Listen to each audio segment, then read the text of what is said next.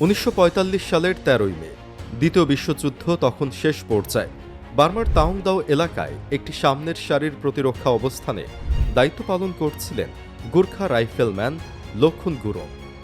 গভীর রাত 1টার কিছুক্ষণ পর হঠাৎ তার অবস্থানের দিকে এগিয়ে আসে 2 শতাধিক জাপানি সৈন্য।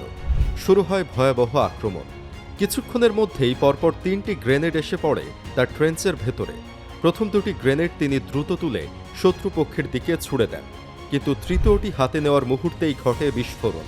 প্রচণ্ড বিস্ফোরণে তার ডান হাত মারাত্মকভাবে ক্ষতিগ্রস্ত হয়, আঙুলগুলো হারিয়ে যায়, শরীর ও মুখে ঢুকে যায় গ্রেনেডের অসংখ্য টুকরো।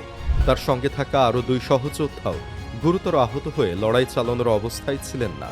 এমন পরিস্থিতিতে অধিকাংশ মানুষ হয়তো পিছু হটতেন, কিন্তু লক্ষণ গুরুং নিচের অবস্থান ছাড়েননি। তিনি রাইফেলটি ট্রেঞ্চের পাশে ঠেকিয়ে রাখেন এবং শুধু বাম হাত ব্যবহার করে গুলি চালানো ও পুনরায় গুলি ভরার কাজ চালিয়ে যেতে থাকেন।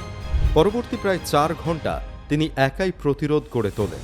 বলা হয়, যুদ্ধের মাঝেই তিনি এগিয়ে আসা শত্রুদের উদ্দেশ্যে চিৎকার করে বলেছিলেন, আয় শালার পুতেরা, মরদ থাকলে একটা গুর্খার লগে লড়াই কর। ভোর হওয়ার পর দেখা যায় তার অবস্থানের চারপাশে বহু জাপানি সৈন্য নিহত অবস্থায় পড়ে আছে। সরকারি হিসাবে এই যুদ্ধে নিহতদের মধ্যে 31 জনকে একাই প্রতিহত করেছিলেন গুরুং।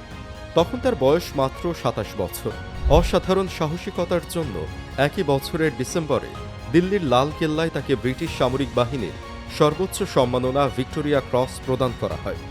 যুদ্ধের পর তিনি দীর্ঘ ও শান্ত জীবন কাটান। 2010 সালে লন্ডনে 93 বছর বয়সে মারা যান লক্ষণ গুরুং।